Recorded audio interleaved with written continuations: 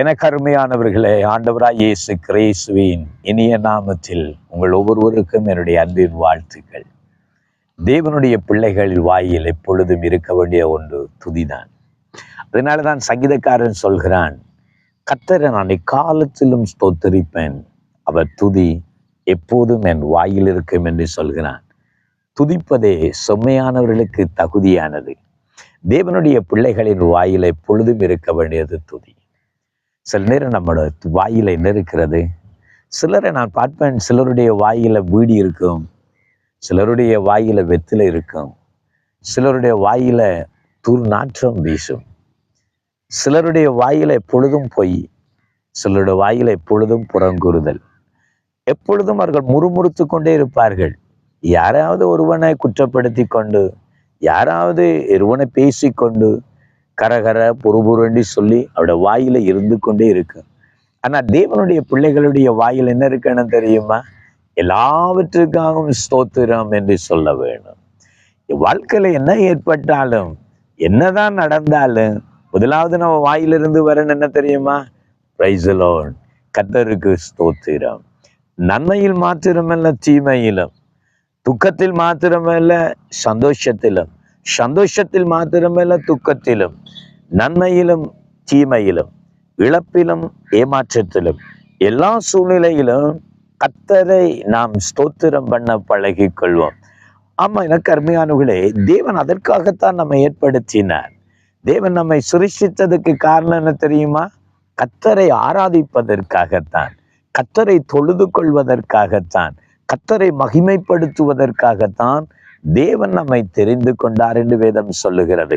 ஏசாயாவின் புஸ்தகத்துல நான் அந்த வேத வசனத்தை கவனிக்கிறேன். 43வது அதிகாரம் 21வது வசனத்துல ஆண்டவர் சொல்றார், இந்த ஜனத்தை நான் எனக்கென்று ஏற்படுத்தினேன், இவர்கள் என் துதியை சொல்லி வருவார்கள் என்று கர்த்தர் சொல்லுகிறார். இந்த ஜனத்தை நான் எனக்கென்று ஏற்படுத்தினேன், இவர்கள் என் துதியை சொல்லி வருவார்கள் என்று சொல்லப்படுகிறதை பார்க்கிறோம். அதனாலதான் ஏசாயாவின் புஸ்தகம் 42வது அதிகாரம் 8வது வசனத்திலே சொல்கிறார், என் நாமத்தின் மகிமையை விக்கிரகத்துக்கும், என் துதியை அங்கே மனுஷனுக்கும் வேறு ஒன்றுக்கு நான் கொடுப்பதில்லை. கர்த்தரை துதிக்கிற துதியை நாம தான் கர்த்தருக்கு செலுத்த வேண்டும், நாம தான் கர்த்தரை துதிக்க வேண்டும். அதுக்காகத்தான் தேவன் என்னையும் உங்களை தெரிந்து கொண்டார்.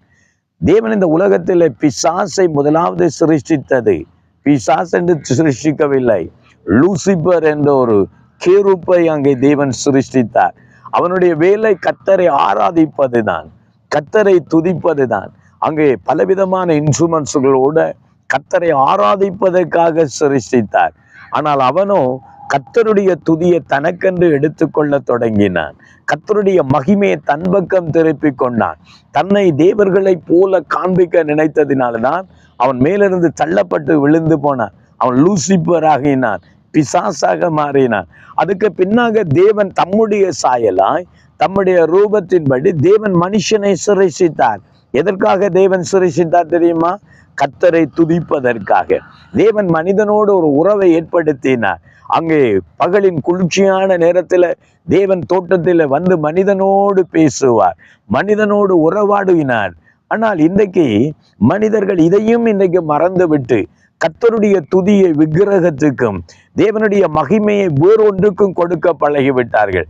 எனக்கு அருமையானவர்களே, இன்றைக்கு உங்களுடைய வாயில் இருக்கிறது என்ன? கர்த்தரை துதிக்கிற துதி எப்பொழுதும் உங்கள் வாயில் இருக்கிறதா? எப்பொழுதும் கர்த்தரை நீங்கள் துதிக்கிற ஜனங்களா இருக்கிறீர்களா? காலையில் எழுந்தவுடனே கர்த்தரை துதியுங்கள், மாலையில் ஆண்டவரை துதியுங்கள், உங்களுக்கு நேரம் கிடைக்கும் போது கர்த்தரை துதியுங்கள். நல்ல துதி ஆராதனைகளை சபைகளிலே செய்யுங்கள், ஆராதனையிலே கர்த்தரை மகிமைப்படுத்துங்கள். அதற்காகத்தான் தேவன் நம்மை தெரிந்து கொண்டார். ஹல்லேலூயா! கர்த்தரை எக்காலத்திலும் எப்பொழுதும் ஸ்தோத்தரிப்போம். நம்முடைய வாயில நம் கர்த்தரையை உயர்த்துவோம், தேவனை மகிமைப்படுத்துவோம். ஜெபம் பண்ணுவோமா? கர்த்தாவே, என் வாழ்நாள் முழுவதும், என் வாலிப காலம் முழுவதும், என் முதிர் வயது முழுவதும், என் ஆண்டவரை உயிருள்ள நாள் முழுவதும் உண்மையே துதிக்க போகிறேன் என்று சொல்லி கர்த்தரை மாத்திரமே துதிக்க உங்களை அர்ப்பணிக்கிறீர்களா? ஜெபம் பண்ணுவோம். பிதாவே, இந்த நேரத்தில் இந்த வார்த்தையை கேட்கிறவர்கள் உம்மை துதிக்கிற உள்ளத்தையும் நாவையும் ஜனங்களுக்கு கொடுப்பீராக.